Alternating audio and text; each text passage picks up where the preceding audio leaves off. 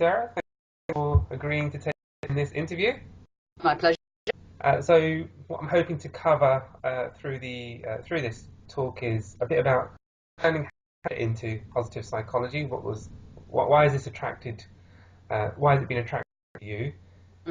How's that kind of gone? What's that journey been like? What do organisations say? How do they respond to it?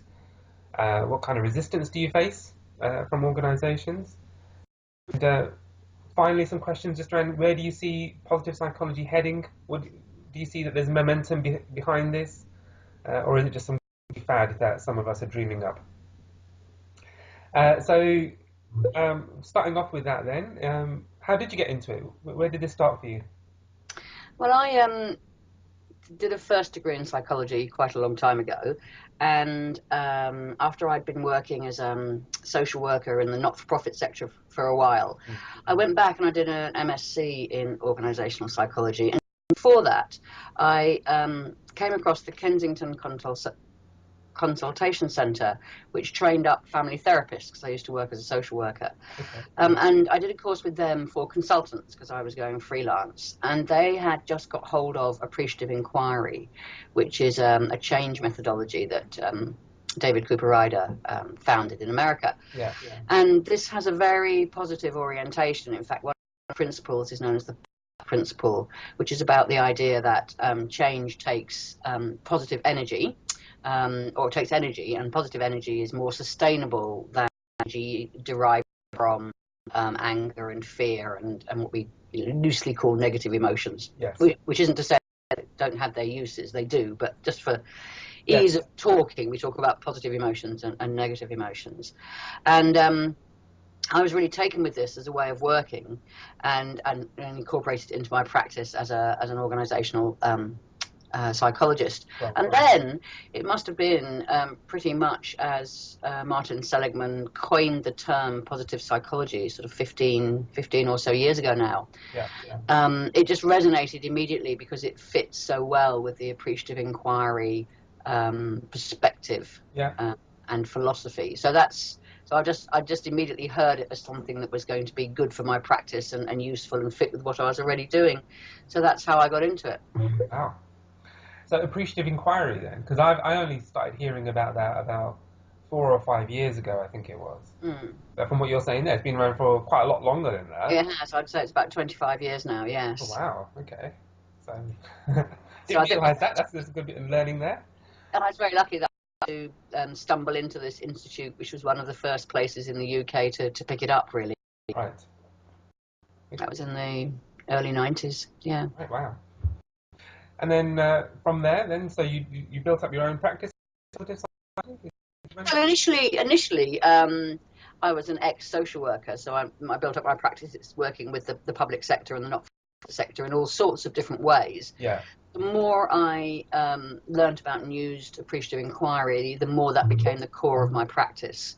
And then the emerging learning and insights from positive psychology have allowed me to build on that. So these days, all of my practice is informed by appreciative inquiry and positive psychology. Okay, nice.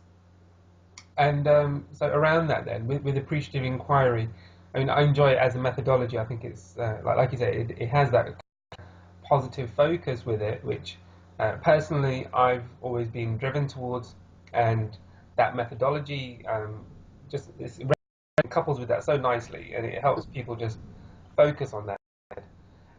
Do you find that that's a widely applicable tool, or is it within certain contexts it has to be used?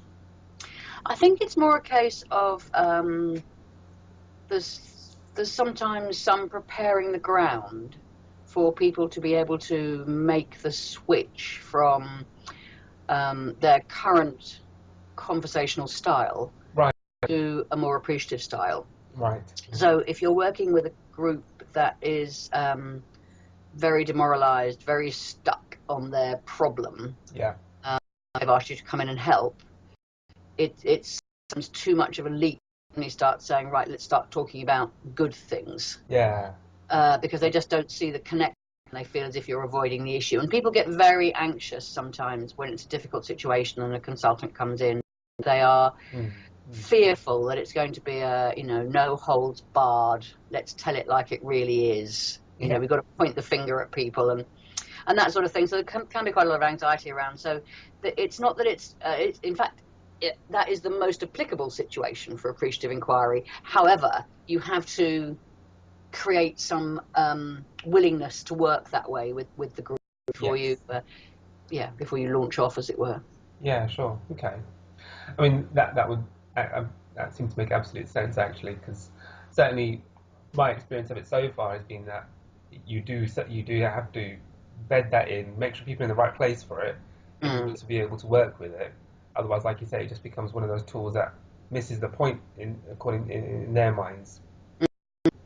Okay, so no. Moving on to how do organisations react to appreciative inquiry and positive psychology? Because it can feel like a bit of an airy fairy topic that doesn't have much structure or have much uh, robustness around it, for want of a better word. Every organisation is different, of Yeah, course, yeah, and every audience within an organisation is different. So if I'm working with HR professionals, for instance, I'm likely to explain much more of the research behind. So one of the things that positive psychology has really added to appreciative inquiry yeah, is a real sort of research base that one can now refer to and say, explain, explain more. This is how and why it works. yeah. Okay. For a bunch of engineers, for instance, I wouldn't with any of that, and I wouldn't mention the words appreciative or inquiry. Right, right. I'd design a day and then pretty much just get on with it. Yeah, So it just depends on your audience and what they're likely to want to know. yeah, Of course, I mean, for me personally, one of the key cornerstones of ethical practice is yeah, that at any point someone should be able to ask me, why did you choose to do that? Why did you say what did you hope that exercise would achieve or whatever? And I should be able to give an answer that is based on sort of research and experience. So I'm open to people saying, why are we doing this? yeah, And give what seems to be an appropriate account at the time, which is usually, it's essentially based in a social constructionist understanding of the world yes, right. and work and social worlds particularly, an understanding of the difference for human dynamics of people feeling positive emotions and negative emotions, Yeah, and then this whole idea of strengths. So the three of those are usually sufficient to allow us to move on, yeah. to Okay, get back into the process, as it were. sure, sure. And do you face resistance when it comes to it, if you're not using the terminology and you're using the actual methodology and the practice itself? Do you find resistance to it? Do you find that people question it and they want to know why are we going down this route compared to other Yeah, routes? sometimes people do. My experience is once you see people doing it, that fairly quickly disappears because, first of all, it's a nice thing to do, and if Yeah, they're stuck in horrible conversations for weeks, it's a real pleasure to be having a conversation. So yeah, get to enjoy the process, and it gives them a break from right. what they've been stuck in. And secondly, people begin to realise quite quickly that something is happening.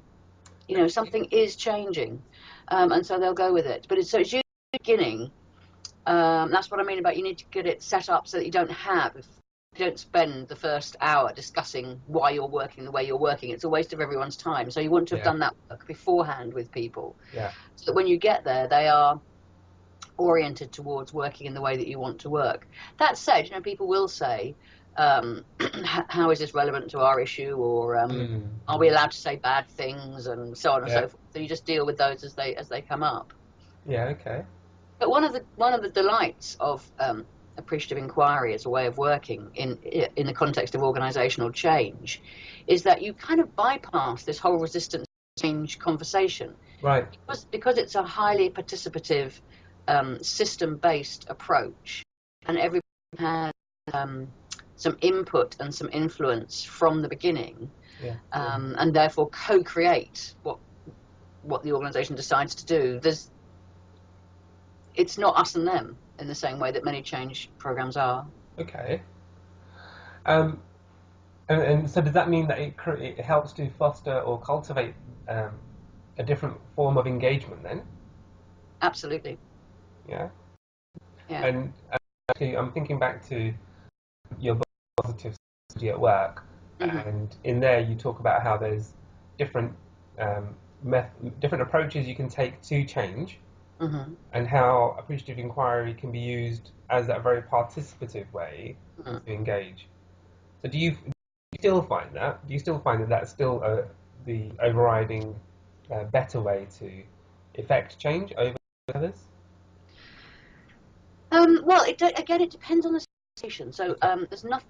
Problem solving, systematic change, project planning, they all have their place and they all work. And we all use problem solving all the time. Yeah. So I'm forever solving problems of how I get from here to there because I work all over the country. Yeah. Logistical problems, the time problems, if you want to call them problems, I don't really, but that's what people think. Here's something I've got to achieve. How am I going to achieve it? Yes. Yeah. You know, and when it works, you don't really think twice about it because it's just part of our process of, making life work. Of course. But by the time I'm asked to work in an organisation, Mm.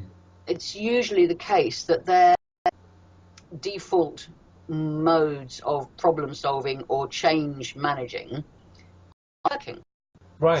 and happening. Yeah. That's why they need somebody to come in and help. So they've been around, they've explored the potential of those ways of approaching change to Yeah. achieve something, and it's not delivering. And the reason it doesn't work, as you remember from the book, really, is that to a large extent, generalizing problem solving works really well for logical problems, Yeah. and human groups are not logical; they're Okay. psychological, and so you need a psychological approach, and that's what appreciative inquiry is. That for me is the most sophisticated and developed psychological approach to helping groups of people create different futures for themselves. Yeah. Yeah. Yeah. Okay. Yeah.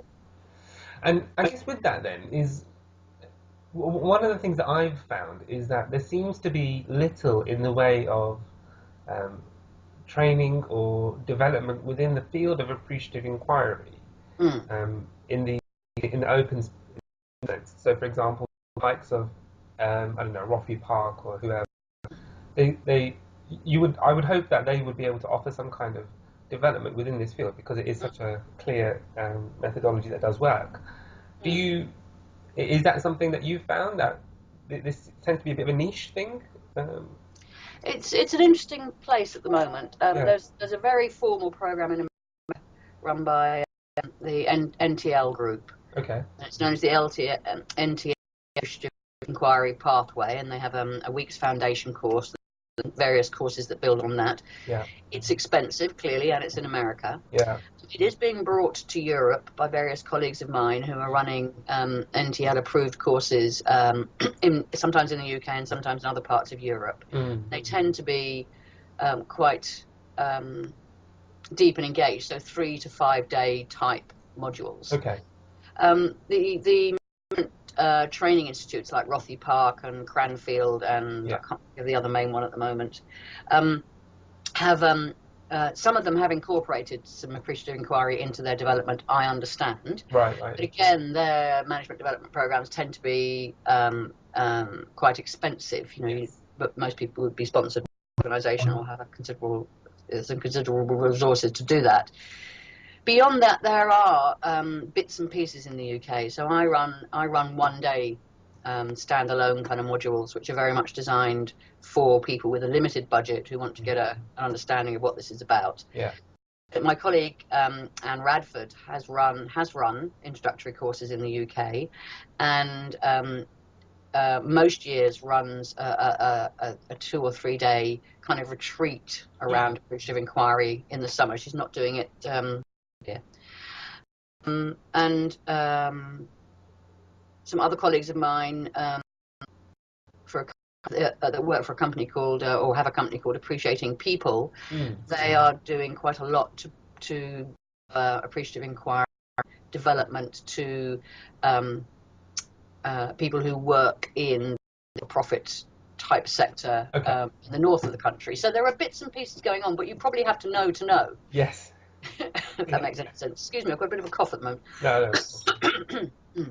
Yeah, and I guess that was part of the piece around this, and also around positive psychology as well. Is that there's personally I find that there's a lot of benefit that can be had from it, but unless you go through a formal education process of doing the master's degree in positive psychology, then it tends to be one of those which is held quite specifically within the group of psychologists in the UK, and that there's not much in the way of Joe Public who has access to it.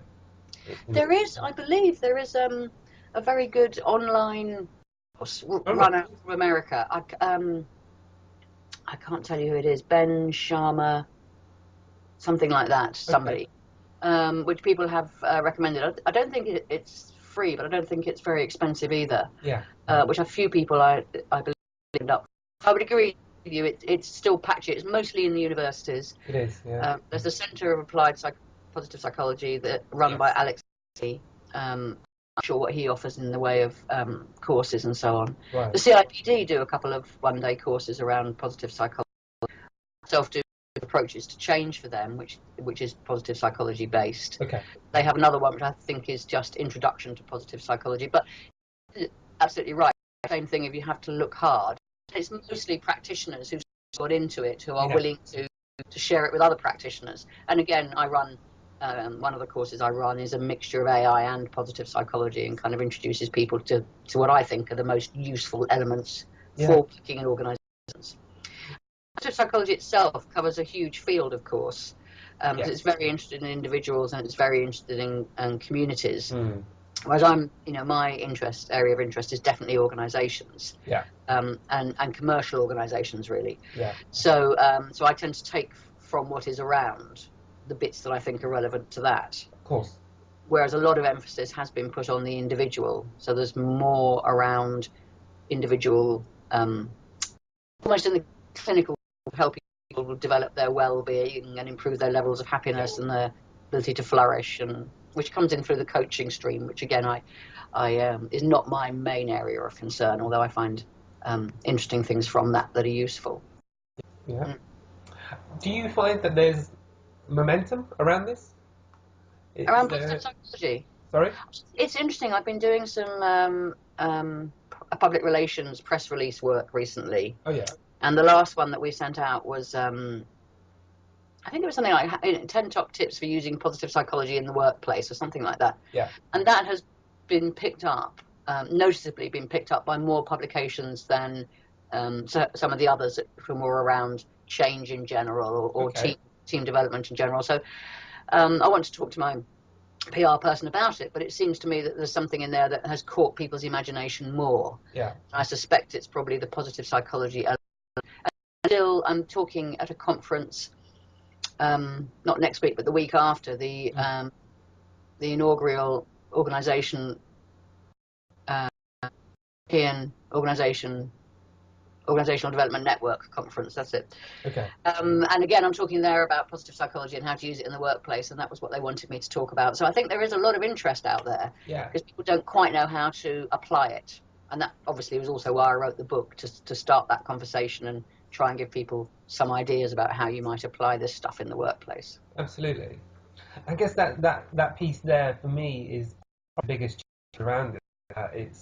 It can feel like it's a very academic topic, but actually the practicalities of it are very practical, and it is quite an easy thing to grasp and to put into day-to-day practice, be it within an individual or be it within organizations. And that's the piece which I think is that there's just that connection there with practitioners know and understand, and what organizations think and perceive, and there's that missing link there, missing connection there. Interestingly, my sense is slightly different in as much that I think this is one of the areas of psychology that has, as I say, has broken from the bounds of academia relatively quickly. Yeah. It does take a while for research science academic findings to permeate into the more public domain. Yes, But I that's do right. feel the leaders in the field have made an effort writing very accessible texts, like Martin Seligman's texts Yeah. and Barbara Fredrickson and Kim Cameron. They've all written very I don't the sort of books that don't necessarily appeal to me, because I like my edited texts Mm. where the research is dense. Yeah. A lot of people don't. They like a much easier read. And these books are very homily based, Yes. very story based, Yeah. very the science is leaven with comment and Yes. yeah. So they have made some effort, I think, the academics, to write in a style that's accessible to more people than just those who happen to have an interest in the academic side of it. Yeah. Indeed. Indeed. And then I guess another thing which is of interest is, Mm. do you find that there's links to other approaches and other um, methodologies that learning and development or HR professionals use? So, for example, things like mindfulness techniques or resilience. Do you find that there's natural ways that this branches off into other conversations like that? Well, mindfulness and resilience have both been addressed through positive psychology, Mm. and Mark Seligman has been working on a program with the U.S. military Oh, to right. help, particularly with resilience in the field. And one of the things they were aware of is that with modern communication, whereas it used to be that when soldiers and so on were in the theatre of war in the field, they couldn't easily be distracted Yes. by things going on at home. They'd have to wait for a letter to arrive, Yeah. practically by ship.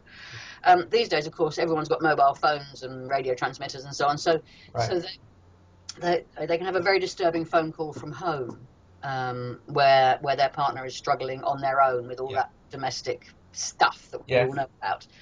And this is one of the things that would wear down would undermine their resilience, kind of in the field. And Yeah. so the research, I can't remember who did it actually, about what a difference it makes how we respond to people's good news as well as their bad news. Mm. It's one of the things he's taken and applied in this training course for soldiers, to help them have better conversations and more supportive conversations in all sorts of ways with their partners or family at home. Yeah. So that they don't get demoralised by these calls quite so much, or Yeah. they don't upset their resilience. So very practical, in very practical terms, these things have a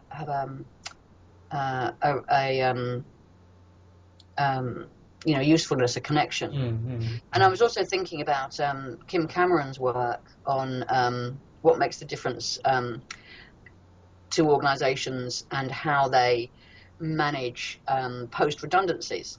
Right. And Right. he Right. came up with this definition of the dirty dozen downside effects of Yeah. redundancy. And if you've ever been around a situation of redundancy in an organisation, you will recognise them, Right. because it tends to have quite a difficult effect on an organisation. And what he realised through his research was, things that make a difference are what's gone before. Well, that kind of makes sense Yeah. in terms of the goodwill, the relational reserves, as he calls them, and all of these create um, a greater resilience in the organisation, which Mm. allows it to Mm. bounce back quicker from difficult situations like having to make a round of redundancies. So the connection is there. Yes. How much it's how aware HR professionals are of what this has to offer them, I think, for the reasons you were outlining earlier, we're still having to work out. I mean, Yeah. that's why I wanted to write Positive Psychology at Work, or get it written, was because like you, I could see here's this really useful information, but we haven't worked out how to apply it yet. Yeah. And one of the things that was interesting was when I put the call out for people to give me kind of, examples, just short examples, they were quite hard to find. So I think we are Right. still working out how to do this, how to Yes. bring the knowledge into the workplace. Um, Yeah. yeah, so I think we're still on that path. Yeah, indeed, and I think you said something which was quite key as well. That this has, I think you're quite right. That the field has broken through quite quickly compared to other academic fields, and there seem to be more people aware, at least aware of the topic, and at least aware of that there's something out there called positive Mm. psychology. But they're just there seems to still need to be some work done around how can we actually use it and what can we actually do with it. Those are the things which I think you're doing good work around and others are doing good work around as well. Um, and then I guess another area of interest is that one of the hot topics these days is around employee engagement Uh-huh. and increasing employee engagement in ever troubling times. Mm. Um, do you find that you're asked to come in and do work to help boost that side of stuff for organizations or HR? Or what connections do you see here between what you're doing here and employee engagement stuff? I agree absolutely that um, the bulk of the field of positive psychology has a lot to offer to the challenge of employee engagement. Yeah, It's for me personally, it's rarely phrased quite like that. It's usually more about we have an issue of motivation and morale because difficult things are going on, yeah, like lines are being run down or people are being made redundant or trading conditions are difficult or whatever it is. yeah, And then what can happen is that people get very withdrawn, very passive. They wonder whether to invest their energy into this. And so you get an easing off of employee engagement, but it's mm, usually presented as motivation and morale. So yes, absolutely. And I often think that, there's a number of challenges involved in that sort of situation, but one of the key things is helping people feel hopeful again. yeah, Because what happens is people lose hope. yeah, And then why would you invest in something you really believe in? right, yeah, So there's something about how can I help people find the hope situation so that they start to become re-energized and re-engaged. yeah, And then the positive psychology itself offers lots of information as to what helps people to be engaged. We know using their strengths, we know mm, experiencing positive emotions, we know mm, um, having experiences of flow, mm, the job being meaningful. All of these things help to create this sense of engagement. I yeah, think there's a warning note here, which is what I'm going to be writing about in the next chapter that I'm writing for somebody actually. So I'm sort of thinking about it at the moment, right, which is we need to be careful of the kind of cynical application yeah, of absolutely, of of the tools. yeah, So leaders and managers and business owners are forever needing to work out how to help people be productive, yeah, to get the most out of their workforce in the nicest possible way. And if we're saying, oh, these approaches help with employee engagement, and we know employee engagement helps with production, yeah, there is, I feel, a danger of people trying to apply these learnings in a spirit that is not simpatico with the field as a whole.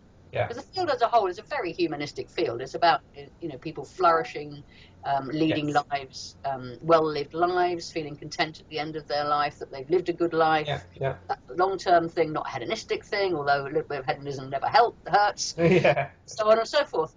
So we just need to be a bit careful.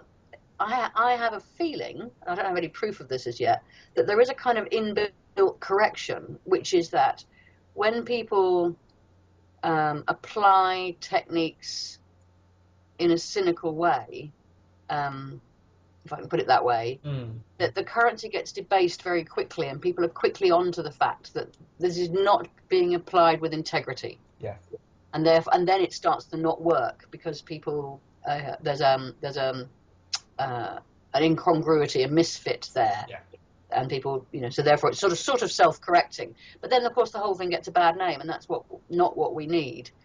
So there is something about, part of positive psychology is very interested in leadership and what makes for, flourishing leadership, shall we say. And appreciative inquiry is interested in what makes for appreciative leadership, and we have yeah, positive leadership. So these things are beginning to appear on the horizon. Um, and one of the things that seems to be key to all of them, of course, is this idea of authenticity and integrity. yes, And I think this is key to the whole thing, that we need to use these processes in a way that is um, authentic and has integrity for our intention. yeah. Um, you could see you caught me on one of my sort of hobby horses there. No, it's good. It's good. It's good to hear that kind of thought because there's certainly a lot of people that I know and people that do come to the blog because they're interested in hearing about how can they use the different things that are happening in the various fields available in learning development and HR and how Mm, can they apply them. and what does that mean to leadership and organizations and treating people in the best way possible. So this is all good stuff and enjoying it. Where do you see this all heading? Is Well, this just a flash in the pan? no, you see, I think there's a real, to coin a phrase, there's a real win-win situation here, Yeah. which is one of the things that makes it ethically possible for me Mm. to take some of these ways of learning and work with them in organizations. So, my starting point is most of us have to work for a living. Yeah. We spend a lot of our time working. Let's make it a good part of our life. Yeah. So, if essentially what I'm trying to do when I'm working with any organization is make a working better. Yeah. Making working better for the organization and for the people.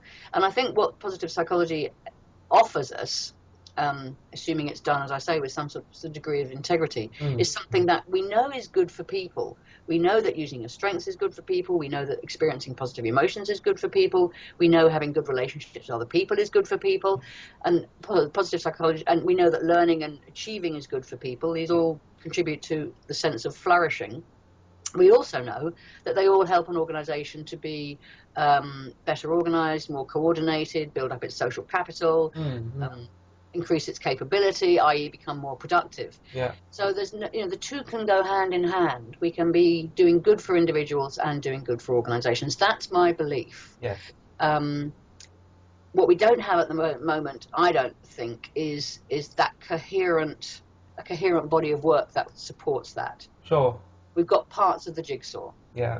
but they've not quite been, pulled together in a. So that's what that. So I think it is a genuine turn in the kind of psychology and organizational conversation, because it does shift us away from repairing the past to building the future. Mm. Mm. From focusing on what isn't working to focusing on what is working, to um, managing our weaknesses, but capitalizing on our strengths. Yeah. So there is a definite sort of shift in the conversation, which I think is new, even though I know it's building on lots of research that's been done well before Martin Seligman coined the phrase. Yeah. Um, but I think it does offer us a different way forward. In this very different century.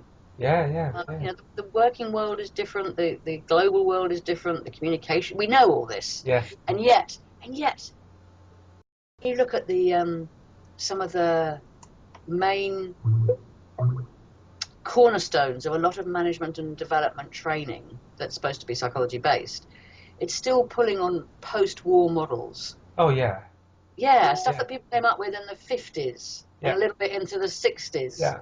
And you sort of think, well, we are 50 years down the line here. Absolutely. Before, should we be rethinking what our core models and Yeah. theoretical frameworks are? And I think positive psychology really does offer a chance to make a kind of leap from post-war concerns, understandings, and remedies to 21st century challenges, opportunities, and approaches. Indeed. I mean, I'm glad you've mentioned that because and I know I've had the same conversation with some others as well. Is that a lot of people are still relying on things like Maslow's hierarchy of needs to talk about motivation, and you think, really? We did that like you said 50, 60 years ago, and we haven't moved on since then. Are we that poor as a human race that we can't have developed something more interesting? I know, Uh, and yeah, Absolutely, I agree with that. yeah.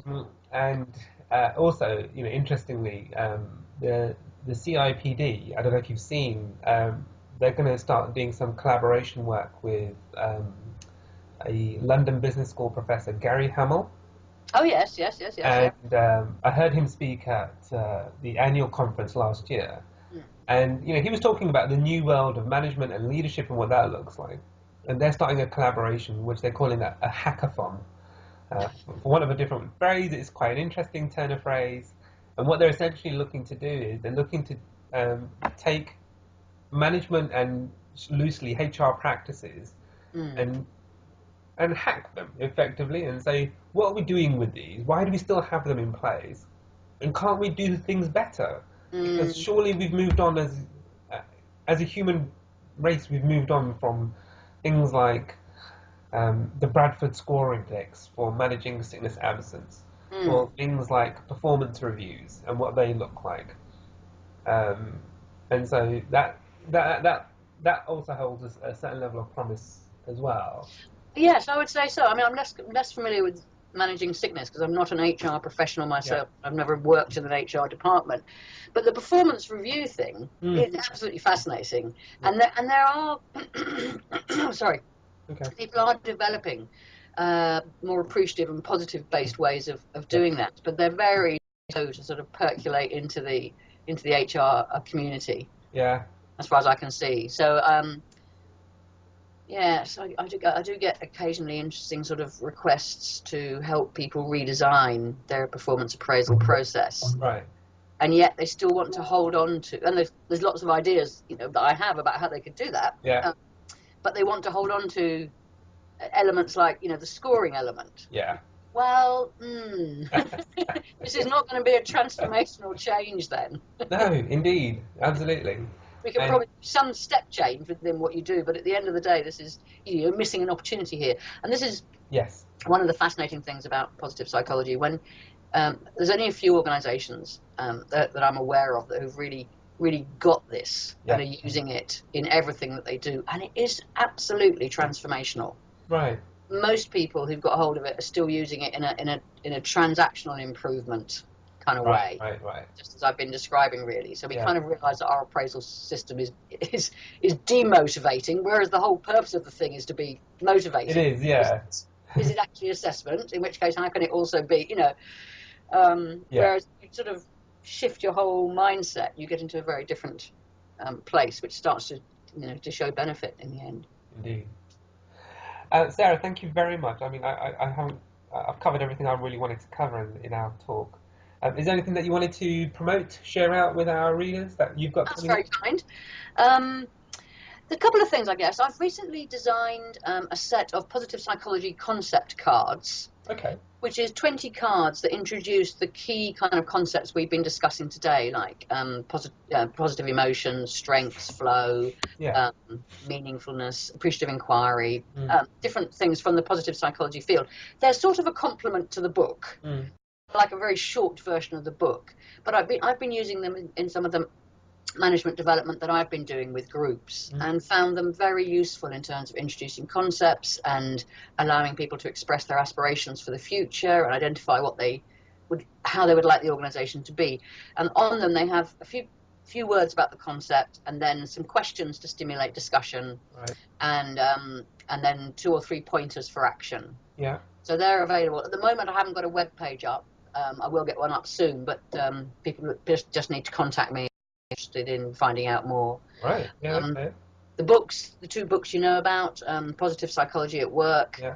by myself, and then Appreciative Inquiry for Change Management, which is written by Lewis Passmore and come on, hang on a minute, Cantore, of course, myself, John, and Stephen, Lewis Passmore and Cantore. Um,